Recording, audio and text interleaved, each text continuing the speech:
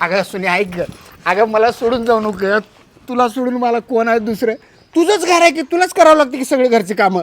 नाही नाही मला जमत नाही. चालली मी माहेरला कायमची माझ्या भावाकडं. अगं नको की नको की. अगं दिदे तू बॅगा घेऊन कशी काय आलीस? हे बघ दादा, मी आता नवऱ्याच्या घरी राहीना. मला धुनी भांडे स्वयंपाक करून कंटाळा आलाय. होय काय? तू अजिबात टेन्शन घ्याय नाही. तू आमच्या दोघांची इकुलती एक लाडकी बहीण आहेस. तुला इथं आम्ही आयुष्यभर दोघं सांभाळतो. हॅलो उमेश, तुला 4 म्हशी आणायला सांगितलेल्या 4 आण नको. 4च्या ठिकाणी 8 आण. आता माझी बहीण आल्या शेण काढायला. अगं ही की तिकडे कुठं चालली आहेस? इकडे ये धारे. अरे लाडू पटपट नाटक करते भावाचा सांगते मोठ्या.